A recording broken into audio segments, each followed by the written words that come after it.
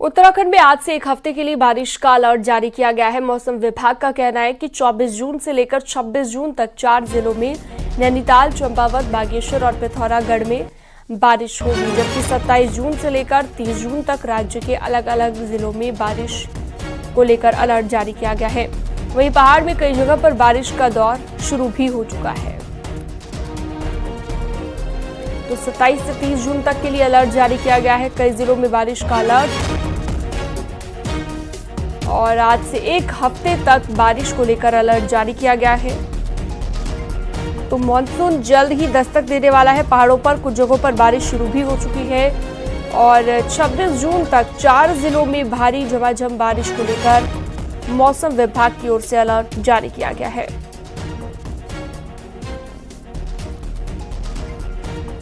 तो जल्द ही मौसम बदलने वाला है। अभी बीते 2-3 दिन से भी पारा डाउन ही चल रहा है, टेम्परेचर डाउन चल रहा है, जिसके चलते अब माना जा रहा है कि जल्द ही मानसून दस्तक देने वाला है। आज से एक हफ्ते तक भारी बारिश को लेकर उत्तराखंड में अलर्ट जारी किया गया है, जिसमें खासतौर पर 4 जिले हैं, नैनीताल, चंपावत, बागेश्वर और पिथौरागढ़। इन 4 जिलों में भारी से भारी बारिश को लेकर अलर्ट जारी किया गया है।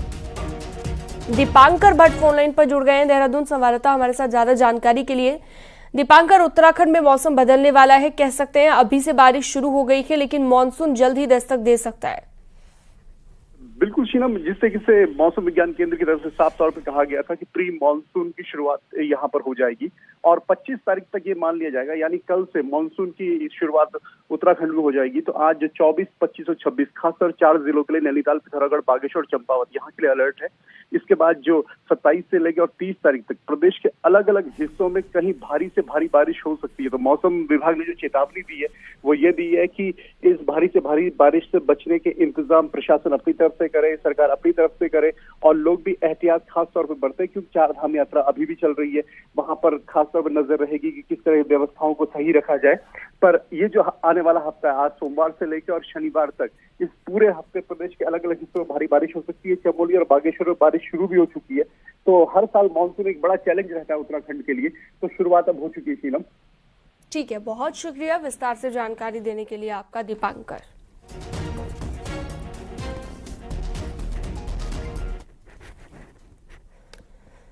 बागेश्वर जिले में आज सुबह से हुई बारिश ने गर्मी से बड़ी राहत दी है। बारिश से नदी नाले उफान पर आ गए, कई जगह पर सड़कों पर मलबा भी आ गया।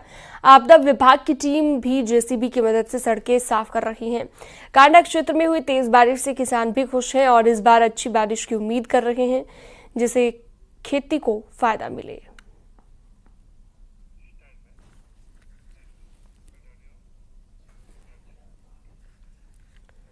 सीएम पुष्कर सिंह धामी को उत्तराखंड में समान नागरिक संहिता लागू करने के लिए मुंबई में प्रतिष्ठित डॉक्टर श्यामा प्रसाद मुखर्जी पुरस्कार से सम्मानित किया गया।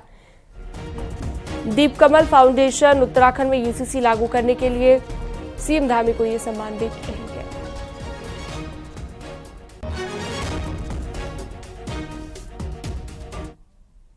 कश्मीर भारत का अभिन्न अंग बने, उसके लिए जिन्होंने अपने प्राणों का बलिदान दिया, ऐसे मां भारती के सच्चे सपूत डॉक्टर श्यामा प्रसाद मुखर्जी को अपनी ओर से, उत्तराखंड की देवतुल्य जनता की ओर से श्रद्धांजलि अर्पित करता हूं। और आज के इस कार्यक्रम में डॉक्टर श्यामा प्रसाद मुखर्जी के जो संकल्प थे, वो सपनों के भारत के निर्माण के कार्य को आगे बढ़ाने का काम किया है, एक प्रयास किया है। और हमने बाबा साहब भीमराव अंबेडकर जी का जो संविधान बनाते समय संविधान के अनुच्छेद 44 में जिस समान नागरिक संहिता का प्रावधान किया गया है, उसी संविधान के अनुसार, उसी प्रावधान के अनुसार उत्तराखंड में इसको एक विधेयक के रूप में हमने वहां पर इसको पारित करके राष्ट्रपति महोदय का भी जो है हमको उसमें उनकी भी स्वीकृति हमको मिल गई है।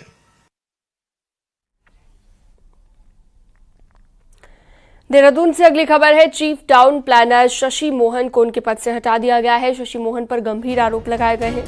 मास्टर प्लान में लैंड यूज में गड़बड़ियां मिली थी। सीएम धामी के निर्देश के बाद एक्शन हुआ है, साथ ही विभागीय जांच के आदेश भी दिए गए हैं।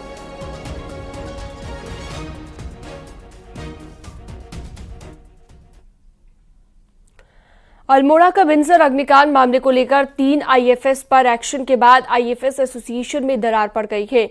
6 आईएफएस ने एक्शन के विरोध में इस्तीफा दे दिया है और आईएफएस एसोसिएशन पर चुप्पी साधे रहने का आरोप लगाया गया है। इस्तीफा देने वाले आईएफएस अधिकारियों का दावा है कि बिनसर कांड में आईएफएस अधिकारियों पर बेवजह कार्रवाई की गई थी।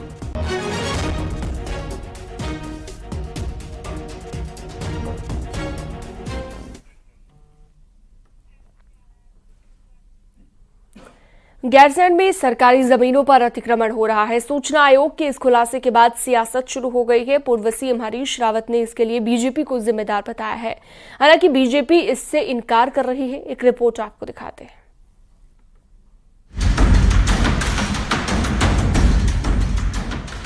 साल 2021 में गैरसैंण को गर्मियों की राजधानी बनाया गया था। अब 3 साल बाद खुलासा हुआ है कि गैरसैंण में सरकारी जमीनों पर कब्जे हो रहे हैं। इसको लेकर सूचना आयोग ने एसडीएम से पूरी जानकारी मांगी है, लेकिन अब इस पर सियासत शुरू हो गई है। पूर्व सीएम हरीश रावत के मुताबिक पहाड़ में जहां सड़क बनती है वहां शहर बनने से पहले लुटेरे पहुंच जाते हैं और ज्यादातर कब्जे और अतिक्रमण के मामलों में बीजेपी के नेता शामिल हैं। खाले जितने हैं सब, और जहां अतिक्रमण में चुनौती के साथ कह रहा हूं, सब अतिक्रमणों पर भाजपा के लोग आपको दिखाई देंगे। नदियों के किनारे किनारे सड़कें मंजूर करके हमने सोचा कि नए growth centre, economic growth zone के रूप में इन एरियाज को हम डेवलप करेंगे, और पता चला कि शहर बाद में बसा, लुटेरे पहले आ गए। गैरसैंण को उत्तराखंड की स्थायी राजधानी बनाने की मांग लंबे वक्त से हो रही है, तो क्या इसी उम्मीद में वहां कब्जे हो रहे हैं? लोकल विधायक अनिल नौटियाल के मुताबिक बीजेपी नेताओं ने जमीनें खरीदी हैं, लेकिन कब्जे नहीं किए। वहीं आंदोलनकारी सरकार से एक्शन की मांग कर रहे हैं। होना चाहिए, वहाँ पे लोग आएंगे, बाहर से लोग आएंगे तो उनको उस प्रकार की सुविधाएं भी चाहिए और उस प्रकार की व्यवस्थाएं हमारी सरकार वहाँ पर करने भी जा रही है। तो ऐसी कोई बात नहीं है कि हमारे लोगों ने गलत किया है। ये काम तो उन्हीं की पार्टी के लोग करते हैं हमेशा, कि कहीं पे कब्जा कर दिया, कहीं पे वो कर दिया। हमारे लोग ऐसा काम नहीं करते। पक्ष से मिलता है और उसके चलते ही इस तरह की घटनाएं होती हैं। गैरसैंण के लिए ये बहुत गंभीर है, क्योंकि लोग इसको अभी भी ये मानते हैं कि गैरसैंण को स्थायी राजधानी बनना चाहिए, लेकिन अगर ज़मीनों की इस तरह की लूट हो जाएगी तो एक तरह से उस सपने को तोड़ने का एक और रास्ता ये निकाला गया है। इस पर तत्काल सरकार को कार्रवाई करनी चाहिए, अतिक्रमणकारियों को हटाया जाना चाहिए। गैरसैंण उत्तराखंड में सत्ता का केंद्र तो आज तक नहीं बन पाया, लेकिन सियासत के केंद्र में जरूर रहा है। और इस बार सूचना आयोग की रिपोर्ट में जमीन कब्जे के खुलासे ने माहौल गर्म कर दिया है। जोशीमठ से नितिन सेमवाल के साथ देहरादून से दीपांकर भट्ट की रिपोर्ट। नैनीताल उत्तराखंड के सबसे खूबसूरत टूरिस्ट डेस्टिनेशन में एक है। यहां पर पहुंचने के लिए लोगों के पसीने छूट रहे हैं। विशेष तौर पर हल्द्वानी से नैनीताल जाने वाली नेशनल हाईवे पर जगह जगह पर जाम के पॉइंट बन चुके हैं। ऐसे में राज्य सरकार अब इस हाईवे को केंद्र सरकार की मदद से चौड़ा करने जा रही है, ताकि लोगों को जाम से ना जूझना पड़े। लेकिन रोड चौड़ी करने के लिए कई दुकानों को जहां तोड़ा जाएगा, वहीं पर कई हरे पेड़ों का कटना भी तय है।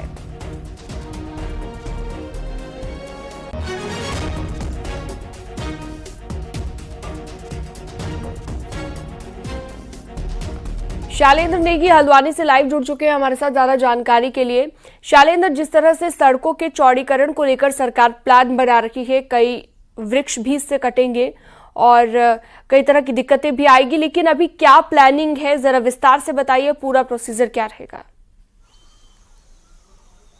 देखिए, हल्द्वानी से नैनीताल के बीच में जो रोड है वो अंग्रेजों के जमाने की बनी हुई रोड है और इसमें लगातार ट्रैफिक का दबाव बढ़ रहा है और नए जो टूरिस्ट डेस्टिनेशन है कुमाऊं के इलाके में, वहां जाने के लिए भी लोगों को इसी रोड का सहारा लेना पड़ता है, चाहे वो हल्द्वानी से अल्मोड़ा की जाने वाली रोड हो या फिर हल्द्वानी से नैनीताल को जाने वाली रोड हो। तो सरकार ने यह फैसला लिया है कि केंद्र सरकार की मदद से दोनों ही सड़कों को 2 लेन किया जाएगा, यानी चौड़ा किया जाएगा। और जहां पर भी इस तरीके के जाम के एक तरीके से पॉइंट बन चुके हैं, वहां पर पर सड़कों को और ज्यादा चौड़ा किया जाएगा, ताकि ये आने वाले वक्त में जो जिस तरीके का पर्यटकों का दबाव बढ़ रहा है लगातार, जो नीम करौरी बाबा आश्रम है कैंची में, वहां पर लगातार पर्यटक बढ़ रहे हैं। तो ऐसे में लोगों को जाम से जूझना पड़ रहा है। जो स्थानीय लोग हैं वो बेहद परेशान हैं, विशेष तौर पर जो नैनीताल जाने वाले और अल्मोड़ा जाने वाले लोग हैं वो बेहद परेशान हैं। तो सरकार ने यह फैसला लिया है कि हल्द्वानी से नैनीताल और अल्मोड़ा वाली रोड को अब चौड़ा किया जाएगा, 2 लेन किया जाएगा, जिसके लिए सरकार ने बाकायदा एक प्रस्ताव केंद्र सरकार को भेज दिया है। राज्य सरकार की तरफ से भेजा गया है,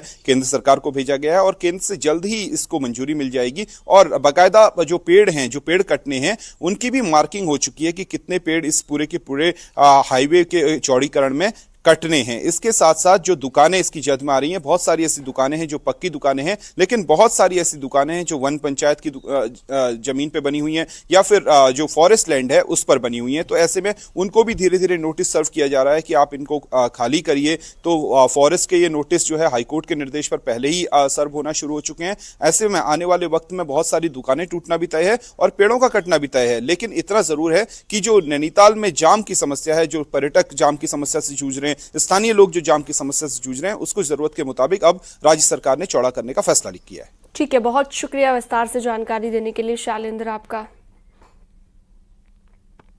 केंद्रीय सड़क एवं परिवहन राज्य मंत्री अजय टम्टा का कहना है कि 100 दिनों के भीतर पूरे देश में सड़कों की हालत में सुधार नजर आएगा।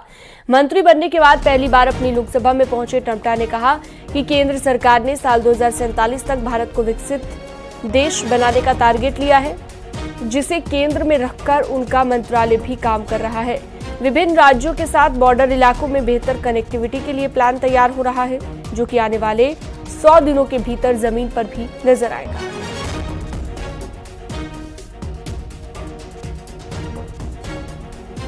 (2047) तक भारत विकसित भारत संकल्प की स्थिति में आए, विकसित भारत बने, तो उस दृष्टि से भारत के हर राज्यों की सड़कों का, सीमाओं की सड़कों का और जो डेवलपमेंट होना चाहिए उसका एक पूरा खाका तैयार होना है, हो रहा है। और इसलिए 100 दिन का काम हमारा अति महत्वपूर्ण, सभी को जिम्मेदारी पूर्वक दिया है। सरकारी आदेशों के पालन को लेकर पिछले 2 हफ्ते में 2 ऐसी बातें सामने आई जिसने अधिकारियों की कार्यप्रणाली पर सवालिया निशान खड़े कर दिए। दोनों मामलों में सरकार ने आदेश तो दिए, लेकिन लंबे समय के बाद भी अधिकारियों ने आदेशों का पालन नहीं किया। एक रिपोर्ट देखिए।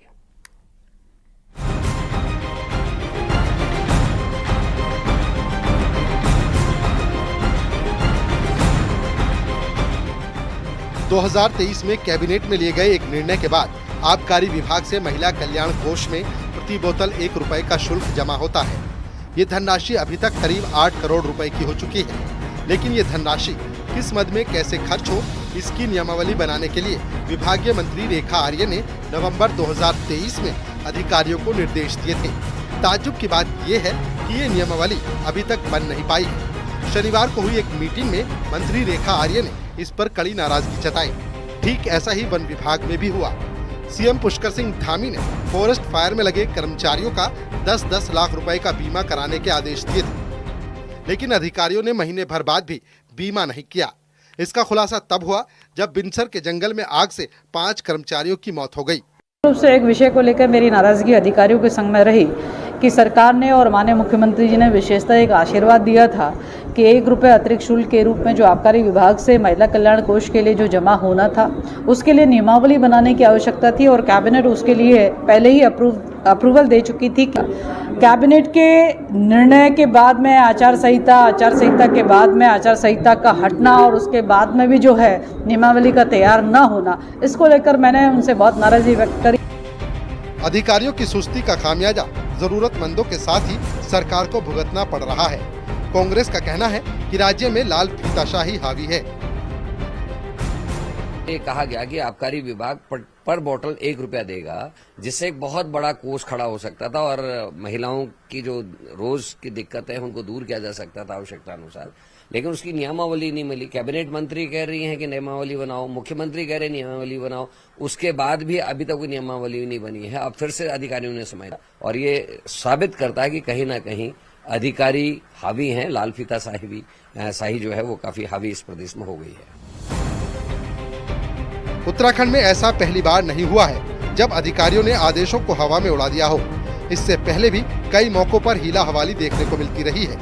मंत्री सतपाल महाराज अक्सर विभागीय अधिकारियों पर मंत्री के आदेश न मानने का आरोप लगाते रहे हैं। रुड़की से मनोज जुयाल के साथ देहरादून से सुनील नपुरहाट की रिपोर्ट।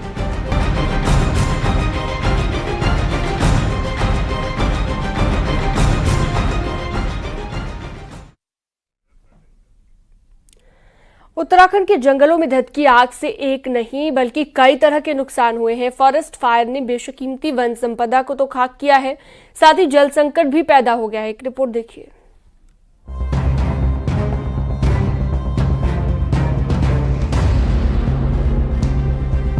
उत्तराखंड में प्री मानसून बारिश ने भले ही जंगलों में धधकी आग पर काफी हद तक काबू पा लिया हो, लेकिन ये आग अपने पीछे काफी बर्बादी छोड़ गई है। बेशकीमती वन संपदा तो पहले ही खाक हो गई है, लेकिन इस सब का सबसे बड़ा खतरा अब जल संकट के रूप में देखने को मिल सकता है। दरअसल जंगलों में लगी आग ने मिट्टी की पानी सोखने की क्षमता पर खासा प्रभाव डाला है, खासकर उन इलाकों में जहां फॉरेस्ट फायर की घटनाएं अधिक हुई हैं। हालात ये है कि प्रभावित क्षेत्र में जमीन अब सिर्फ 10% ही बरसाती पानी सोख पाएगी। इस लिहाज से देखें तो 90% बरसाती पानी मिट्टी के साथ बहकर बर्बाद हो जाएगा। जमीन होती है, अगर हम आग लगाते हैं किसी जगह को या जो जमीन जलती है तो वो जमीन जलने से टेम्परेचर में जो चेंजेस आते हैं सॉइल के और सॉइल के स्ट्रक्चर में जो चेंज आता है उसकी वजह से क्या होता है कि सॉइल की परमेबिलिटी इसको आप बोलते हैं, जिसकी वजह से पानी जमीन के अंदर जाता है वो घट जाती है और एक ऐसी लेयर बन जाती है जिससे कि पानी को का पर्कुलेशन, जो पानी का रिचार्ज होता है वो कम हो जाता है। कम पानी सोखने के कारण धरती का जल भंडार भी काफी कम होने की आशंका है। यही नहीं, प्राकृतिक जल स्रोत में भी पानी के कम होने से 100% आसार बने हुए हैं। हिमालयी क्षेत्रों में पानी सोखने की क्षमता 5 दशक पहले 90% थी, जो 3 दशक पहले 40% तक जा गिरी है। लेकिन इस साल धधकी आग से ये सिर्फ 10% के भीतर सिमट गई है। उत्तराखंड में इस बार फॉरेस्ट फायर की 1300 से ज्यादा घटनाएं हुई हैं, जिनमें 1800 हेक्टेयर से ज्यादा जंगल खाक हो गए हैं।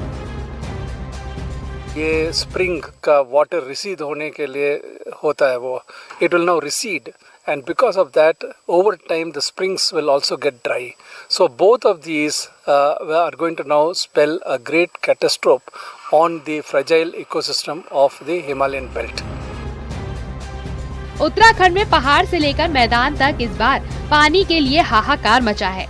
ऐसे में जंगल की आग के चलते अगर जमीन बरसाती पानी को सोखने में सफल नहीं हुई तो आने वाले दिनों में ये संकट और अधिक गहराएगा, जिसका खामियाजा पूरे प्रदेश को उठाना पड़ेगा। अल्मोड़ा से किशन जोशी के साथ पिथौरागढ़ से विजय वर्धन, उप्रेती की रिपोर्ट।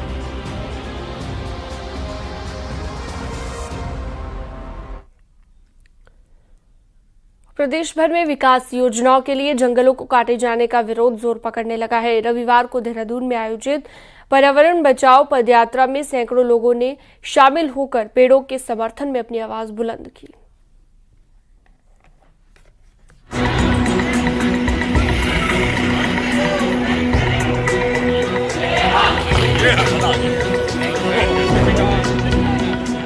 कभी चिपको जैसे आंदोलन को जन्म देने वाली देवभूमि में पिछले कुछ समय में जिस तरह से विकास की रफ्तार बढ़ी है, उसी के समांतर जंगलों पर भी दबाव बढ़ा है। राज्य बनने के बाद अभी तक करीब 16 लाख से अधिक पेड़ काट दिए गए हैं।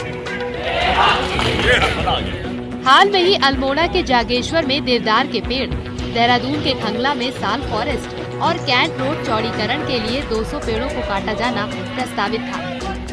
इस सब के विरोध में देहरादून में पदयात्रा में शामिल होकर लोगों ने अपना आक्रोश दिखाया, जिसमें बच्चे, बूढ़े, जवान सभी शामिल हुए।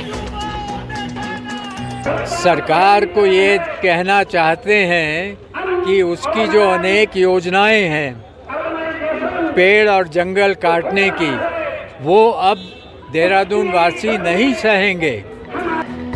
हालांकि खंगला, जागेश्वर और कैंट रोड के प्रोजेक्ट को प्रोटेस्ट के बाद सरकार ने वापस ले लिया है। बावजूद इसके पर्यावरण प्रेमियों ने मुख्यमंत्री के नाम खुला पत्र जारी कर अपनी बात सरकार के सामने रखी है। मुख्यमंत्री से मांग की है कि सौंदर्यीकरण के उन तमाम प्रोजेक्ट पर रोक लगाई जाए जिसमें पेड़ों का कटान प्रस्तावित है। किसी भी प्रोजेक्ट को गुपचुप तरीके से न चलाए जाए, बल्कि हर प्रोजेक्ट पर लोगों के साथ खुली बैठकें की जाए।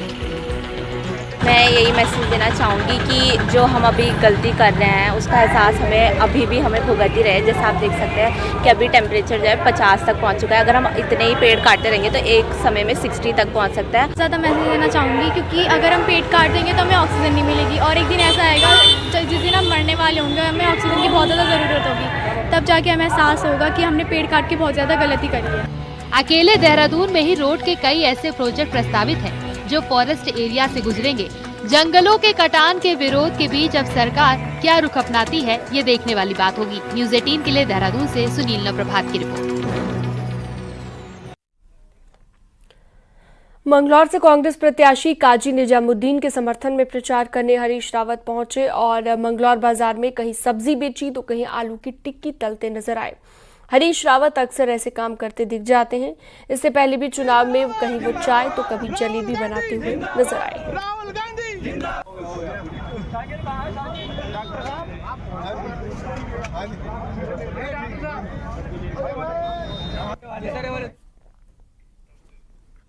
और अब एक नजर पहाड़ की 10 बड़ी खबरों पर। हरिद्वार के ज्वालापुर से कांग्रेस विधायक रवि बहादुर ने जल जीवन मिशन योजना में भ्रष्टाचार के आरोप लगाए। बलिदान दिवस के मौके पर बीजेपी कार्यकर्ताओं ने नैनीताल में श्यामा प्रसाद मुखर्जी को याद किया और उनको श्रद्धांजलि दी।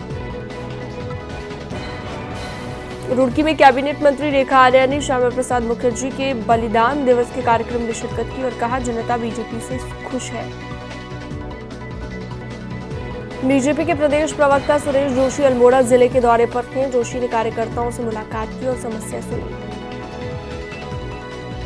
हरिद्वार के पूर्व सांसद रमेश पोखरियाल निशंक का डाम कोठी में बीजेपी कार्यकर्ताओं ने जोरदार स्वागत किया।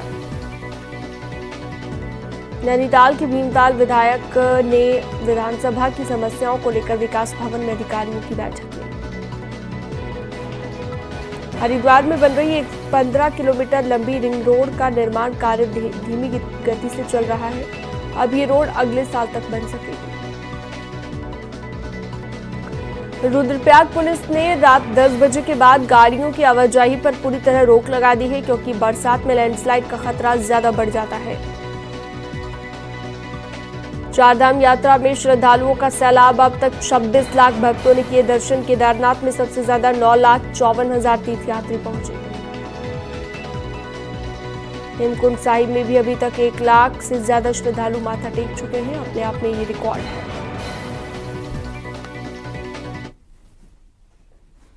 और वक्त एक छोटे से ब्रेक का, जल्द लौटेंगे।